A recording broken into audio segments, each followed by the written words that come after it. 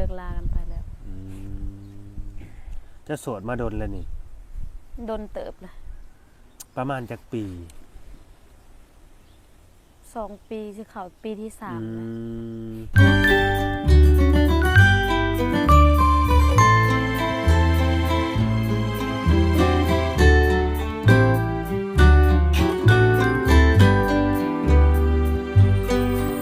กว่าเก่าเนาะแปลกเลยครับว่า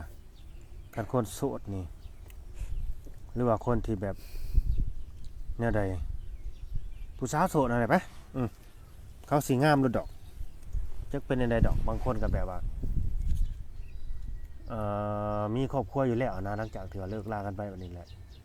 เขากำมางามเลยนะเขาหูเหตุผลนึงกันอันนี้ก็ดีแล้วเป็นในใดหรือว่าเขาปรับเปลี่ยนเจ้าของบ่นี่ก็บ่ฮู้ก่อนอื่นก็เอาสบายดีก่อนสบายดีสบายดีอยู่บ่เจ้าน่ะหรือบ่สบายก็สบายดีอยู่เรื่องจิตใจได้สภาพจิตใจได้สบายอยู่บ่หรือว่าทุกข์ใจมีเรื่องให้คิดอยู่บ่คุมื้อนี้ก็มีอยู่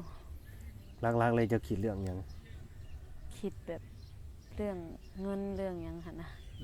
แบบเศรษฐกิจคุมื้อนี้มันก็ยากแน่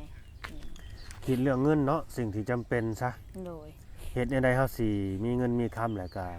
กุ้มหุมครอบครัวสิหาเงินแบบใดหั่นนะแม่นๆว่าเงินเนี่ยมันเป็นสิ่งจำเป็นในชีวิต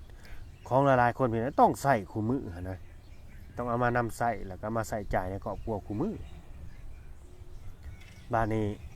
การที่เฮาใช้คู่มื้อการทำบ่มีรายได้หรือว่าเฮาบ่หานี่มันเบิดเนาะโดยมันเบิด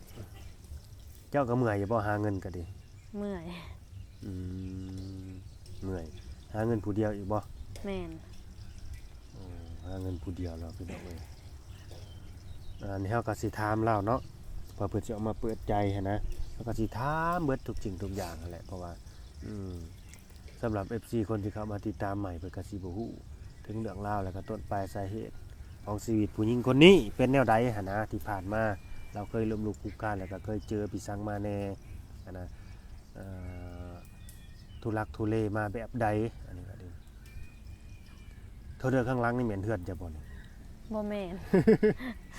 มาหลังใหญ่หลังงามแต่ซั่นดอกแต่ว่ากระแจเพิ่นบ่ได้ล็อกไว้เนาะโดย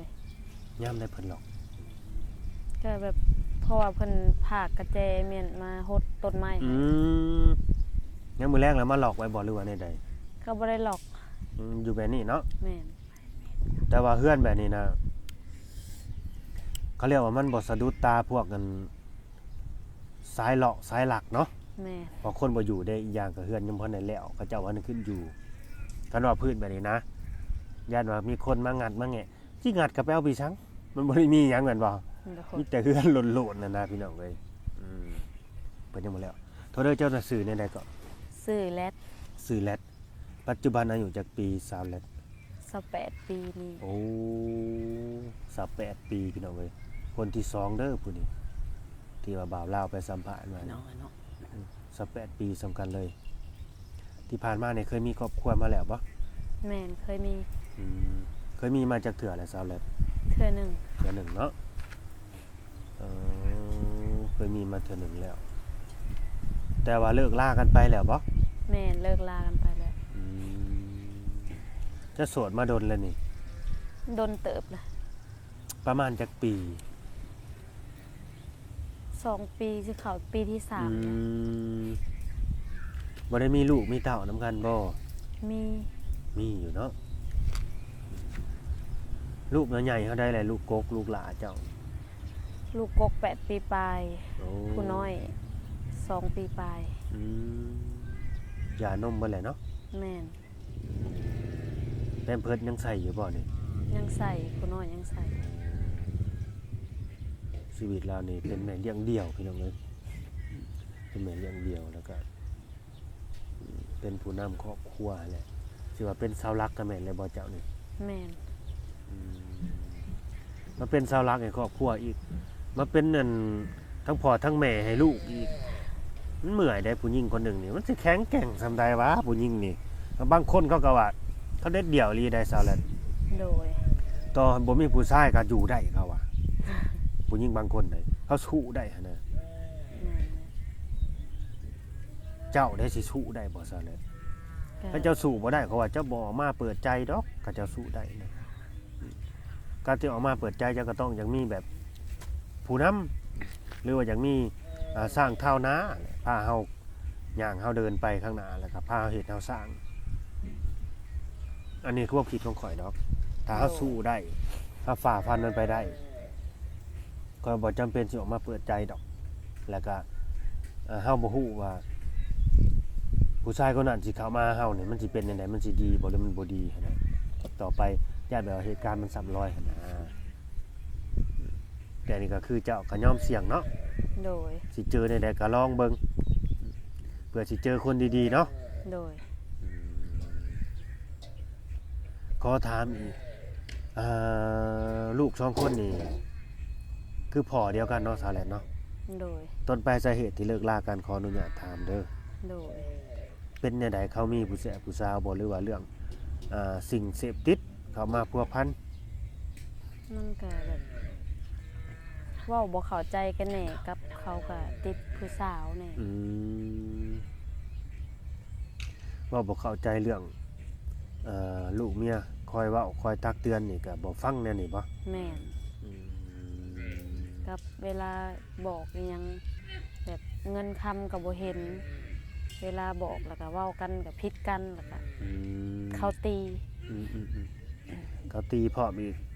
เขาบ่ได้เว้าแต่ปากเนาะ โดย ใส่กำลังกับเฮานำบาดเคยตีให้เขาเคยตีเจ้านี่แบบว่าต่อหน้าลูกอยู่บ่ให้ลูกเห็นนำอยู่บ่ เทิงพ่อแม่นั่นเทิงแม่ใหญ่ โอ้ตีใส่หน้าพ่อเฒ่าแม่เฒ่าอีกพ่อใหญ่แม่ใหญ่อีก แม่น ถูกบ่ธรรมดาพี่น้องเอ้ยแบบบ่ไว้หน้าไปเลยนะเนาะสิว่าขออนุญาตเด้อพี่น้องเด้อสิว่าโอ้กูนี่เก่งแหละในเฮือนนี่บ่มีไผเก่งกว่ากูอีหยังว่านี่นะคนแบบนี้ก็มี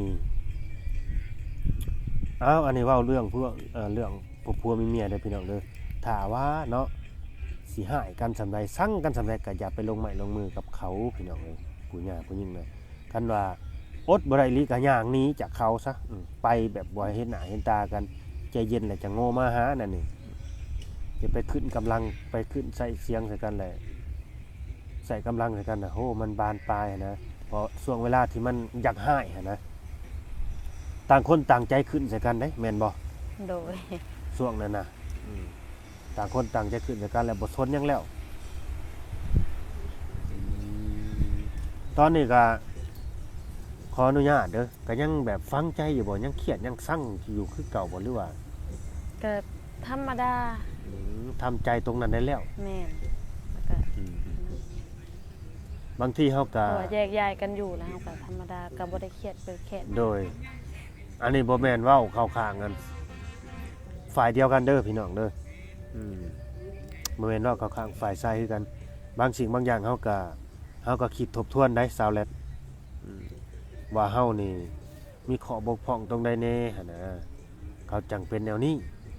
เฮาบ่ดียังบ่เขาจังเป็นแนวนี้หรือว่าตั้งอันผู้ชายคนนั้นมันบ่ดีอีหลีบ่หั่นน่ะต้องผิดเลย แม่นมันก็เข้ากับสิบ่มักในสิ่งที่เฮาเป็นแล้วก็เฮาก็บ่มักในสิ่งที่เขาเป็นเลยต่างคนมันเว้าบ่เข้าใจกันแล้วก็มันจังได้แยกย้ายกัน โอ้แม่นๆถือว่าไปกันบ่ได้เนาะ แม่น ไปกันบ่ได้ไปกันบ่รอดแต่ก็ได้แต่สงสารแบบว่า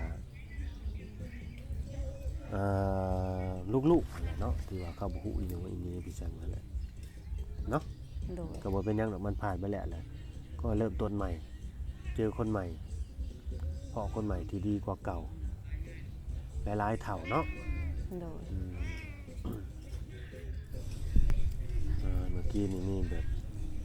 คนย่างผ่านกล้องพี่น้องเอ้ยก็เลยปิดไปสักพักหนึง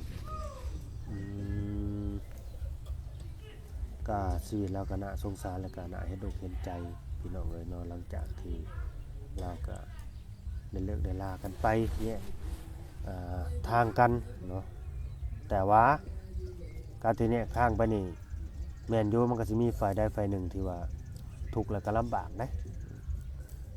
คือผู้เป็นเมียหั่นแหละต้องได้มารับภาระอีกมาเลี้ยงลูกบ้านนี่หั้นนะผู้พ่อนี่เขาก็ไปสบายหรือว่าเขาสิไปตกทุกข์ในยากในอะไรก็บ่ฮู้อันนั้นก็ได้แต่ก็คือสบายนี่คือเขาบ่ได้มารับภาระนำเฮาตรงนี้แล้วแต่บางทีถ้าไปมีผู้ใหม่บัดไปเจอซะไปมักสักคนที่ว่าเขามีลูกหลายกว่าอยู่กับเจ้านั่นนี่แห่งนักอีกแล้วแห่งบาปก็ไปอีกแล้วแบบนั้นสิว่าบาปเลยแหละแต่ก็คนเฮาน่ะในเมื่อเขาเลือกทางเดินของเขาแล้วเขาบ่แค่ดอกแม่นบ่ซาแลด แม่น ใจเขามักนะเขาบ่สนใจดอกเขาบ่แค่คนเฮานะแม้ว่าเขาอยู่แล้วมันมีความสุขของเขานะเขาบ่สนใจทุกจุดนั้นดอกเด้ออันนี้เว้าเนี่ยบ่ได้อวยได้บ่ได้เข้าข้างฝ่ายเดียวกันก็ให้ฟังตามหลักความเป็นจริงที่ซื้อนะแต่ในใจน่ะบ่มีใครอยากเลิกอยากลากันดอกก็คิดว่านะ แม่น แต่บ่มีไฟสิฟื้นแบบว่าโศกสตาฝ่าหรือคิดได้ดอกต่อให้เจ้ามักเจ้าหักกันสำใดมันก็มีแนวมากีดกันนี่แนวมาเฮ็ดให้เฮาแยกกันหั่นน่ะ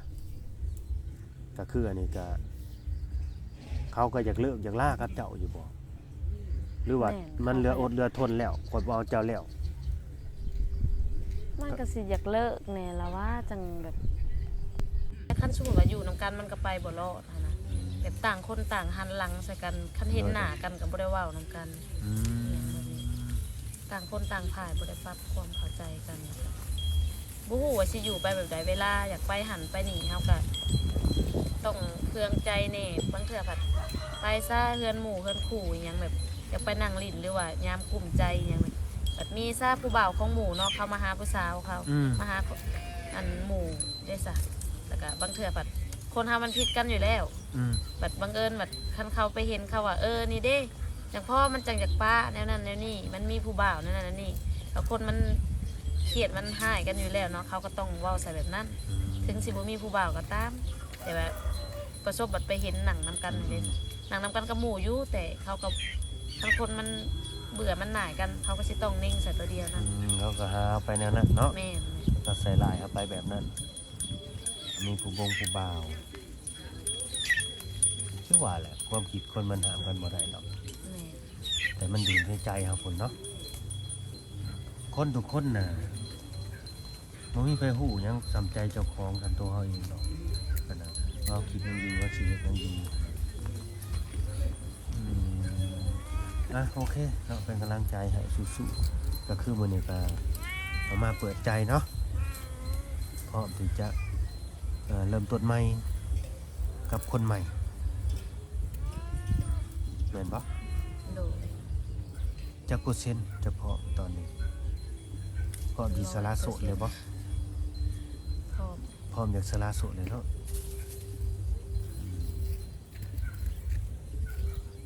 เรื่องอายุเด้สำคัญอยู่บ่สาวแหละ ก็ขอคนมีอายุกว่า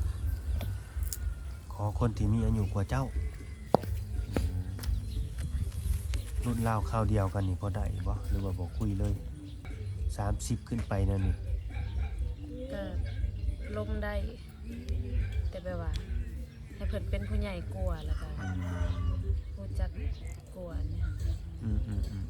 อายุน้อยก็ตามแต่ว่าครอบครัวมีแบบเป็นผู้ใหญ่ก มี ว่า ความคิดเป็นผู้ใหญ่เป็นผู้นำเนาะเข้าใจเฮาจะมักผู้ชายนิสัยแบบใดเป็นคนดูแลเอาใจใส่บ่ แม่นิสัยก็ เจ้าสู้ได้มักอยู่บ่ บ่ เจ้าสู้จะมักคนหล่ออยู่บ่ซั่น บ่ หล่อหน้าตาดีหล่อรวยหน้าตาดี เจ้าสู้อีกเข้าไปนั่นนี่ บ่ บ่มักเนาะ แม่ แต่ก็มักคนที่ว่าเขามีต้นทุนที่ดีกว่าเฮาบ่ แม่ นี่จุดสิถามบัดนี้กรณีเจ้ามักแบบนี้แล้ว เจ้าสามารถที่จะไปอยู่นำเขาได้บ่สาวแลดไปเฮ็ดไปสร้างนำกันกับเขานี่นะอยู่บ้านเขาได้ อยู่ไสก็ตามอยู่บ้านเขาแบบเขามาตบมาแต่งเฮาแล้วเขาอยากได้เฮือนเมือซานไปอยู่บ้านเขาเลยเจ้าสิไปได้บ่ ในใจก็อยากอยู่พี่นะเพราะว่าอยู่พี่ก็บ่มีไผเพราะว่ามีแต่แม่ใหญ่คนเดียวแล้วก็ลูกสาว ถ้าไปมาอันแบบไปมาหาสู่กันนี่ได้อยู่ อืม สมมติว่าคันว่าไปอยู่คนซาจักเดือนหนึ่ง2 เดือนเองแล้วก็กลับมาอยู่พี่ ได้เนาะ ได้ แม่ใหญ่นี่ไผเป็นคนเบิ่งคนแลยังเพิ่น ก็ค่อยเอง คันว่าเจ้าเองน่ะเจ้าสิไปอยู่เป็นเดือน